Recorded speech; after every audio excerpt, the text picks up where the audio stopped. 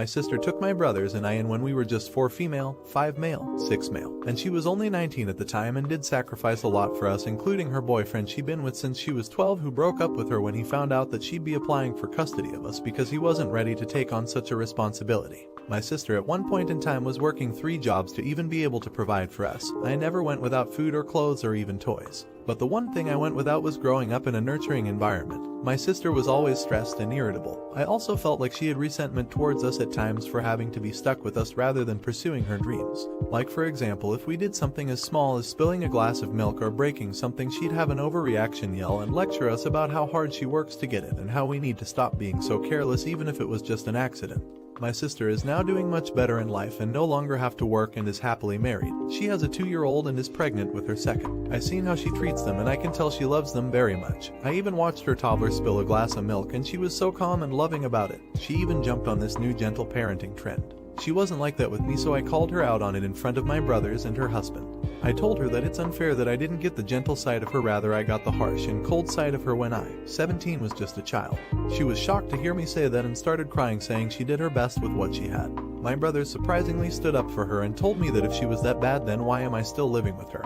And that she was an amazing caretaker and took us when our own mother abandoned us, so how could I be so selfish and accuse her of anything less? It got really contentious, so my sister ended up excusing herself to her room, but in the end my brother, whom I'm really close to, is angry with me. So now I'm here wondering if I was wrong for calling my sister out. You're an idiot. Your sister dropped her whole life at 19 to take care of 3 kids. I understand being upset at having a less than perfect childhood, but childhood doesn't magically stop at 18. She was still a kid when she was taking care of you 3. No shot, she was stressed and having major difficulty. And now you're looking at her, finally able to be an adult without the frantic panic, and you resent her for now having the support to take care of her children the way she wants to.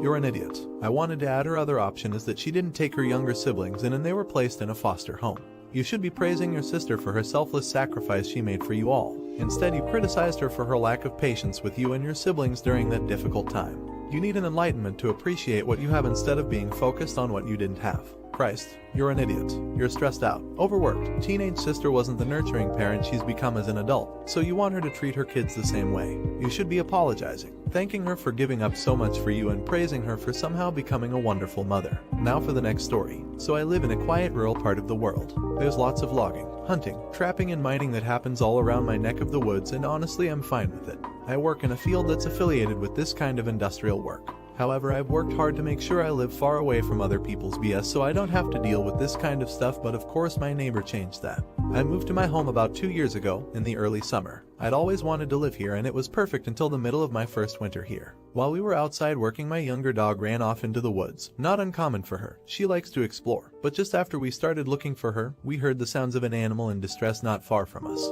We went as quickly as we could to find the source of the noise. That's where we found our dog caught in a wolf snare. The only reason she survived was because she had put her leg through the snare as well as her head, so her leg protected her throat from full strangulation. We were able to free her and she recovered quickly. I know the guy who set the traps, as it turned out. He's my neighbor. When I spoke to him about, he refused to take it down, even though it's very close to the property line. Now for context, me, male 24, and my GF, female 23, love this dog so much. She's the sweetest pup and she's been through a lot, medical issues and injuries. She is a huge part of our world. My GF would be destroyed if anything happened to her. The dog did well for another year until today. I was at work when I received a call from my brother. The same dog had gone exploring while he and my GF were outside working. They heard her making sounds of distress not far away and rushed to her immediately. They found her again in a wolf trap, set by the same guy in the same place. For more context, this guy has never said anything to us about where he puts her when he sets up his traps, but it's along a trail near my home that people walk and ski on, often with dogs. These traps are baited with meat to attract wolves, so obviously it would attract dogs too. My brother and my GF, with the help of my mom, were able to free her just before I managed to get there from work. They had also run into the owner of the trap on their way out of the woods. When they confronted him, he simply said our dog shouldn't be so dumb and it was his trap line. We told him if he didn't dismantle the traps we would. He simply replied, "Oh, okay," and left. Our dog is okay, and due to how close his traps are to our property, we have reported him to authorities, but so far we have heard nothing. So as a group, me and my family have decided that if they want to threaten the safety and freedom of us and our loyal dogs, we will take it into our own hands. Starting this week, we will be going up there daily to trip every single trap by hand so they can't catch a dang thing. Don't get me wrong, I have huge respect for hunters and trappers, but not if you're irresponsible and trapping in what is essentially people's backyards. I'll make sure you never trap a wolf or anything near my home again, you a-hole. Don't FCK with my dogs. Edit. The land the traps are on is public land owned by the government for use by anyone who lives here. It's in the same area where I harvest my firewood. The neighbor in question lives male 4K from this area and I only live a few hundred meters away. It's not his land at all. He simply has a trap line that, according to some more research we've done, might not be legal. Also apparently they aren't even wolf traps, they're wolverine traps. I've lived here for decades and I've never seen a wolverine once. You're an idiot. And a complete idiot. You're going to be criminally prosecuted. This is going to end badly, and you have no one to blame but yourself. That you're also endangering your family is asinine. Tampering with traps is a crime. Trespassing is a crime. Letting a dog run off leash in a way that creates a nuisance is a crime. He probably has cameras up, and by your continuing willful misconduct, you're convincing him to use that clear evidence to prosecute.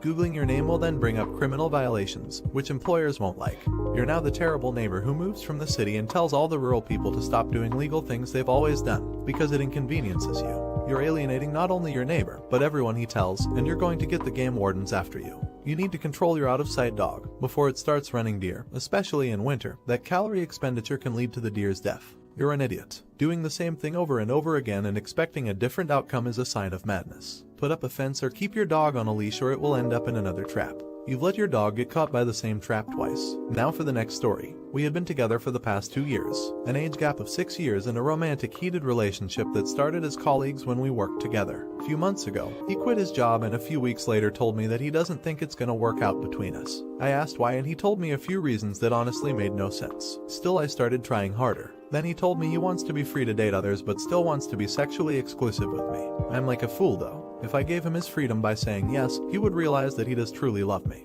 And after all, he wasn't gonna sleep with anyone. That happened last month. He was married for 12 years before we started dating, so I thought it's because he doesn't want to feel tied up again unless he is sure, his words. All this time, my boyfriend was very affectionate towards me. There were no signs of him losing interest in me or lack of passion. We had crazy intimacy and I melted in his arms every time we were intimate. We went on dates, saw each other regularly and he was always loving towards me except those unusual things he said about being free and things not working out. He had also stopped saying he loves me. Initially it was less and then it was none at all. But I discounted them thinking it was just his trauma from previous marriage. Fast forward to last week. It was my birthday so he arranged for us to get a weekend away together. Really romantic one. With boating and a cabin in the woods etc. we had a really passionate night together. Up all night. Multiple rounds of lovemaking. Next morning we went boating in nature, just the two of us. It was perfect. When we came back, there was a car waiting for us outside our cabin. A woman steps out of it, and I ask him who she is. He says it's his friend X and she probably stopped by because she owns a place nearby. X had been his friend for over 4 years. I knew about X but had never met her in person. He made sure of that. I asked him, I think twice that there is something between them. He vehemently denied. I asked him one more time if there is a future where he thinks anything can happen between them if he was single. He said he was appalled at the thought. So he asks me to sit in the car and approaches to talk to her. She screams and asks him to introduce her to his friend Akami. I walk towards her and say hi and introduce myself. She says if I know who she is, and I say yes that she is a friend etc. She asks me if I know she is dating him. I am shocked. I ask her if they are intimate. She says yes and that they have been together for the last year. At that time I couldn't breathe. I ask him with great difficulty that how did this happen. She adds that a year ago he professed his love to her. Told her that she has always been the one he has been in love with but timing has never been right. And they have never been single at the same time and after 5 years life has given them a chance to be together so he wants to be with her. And after some thought, she said yes and they became a couple. She then mentions that he took her to meet his parents last month and has been introducing her to everyone as his girlfriend. I feel like someone has stabbed me in the back and punched me in the gut at the same time. A whole year. I look at him and all he says is that I didn't know how to end it with you. I was just hoping you'll just leave on your own. And then proceeds to say that he loves this other woman and wants to be with her. I stand there motionless. I was a transitory nobody to their great love story 6 years in the making. I felt so worthless and still do. He didn't even give me the respect or dignity to let me know that he is over me and wants to be someone else. He just kept me on the hook. I asked him if he really wanted me to move on.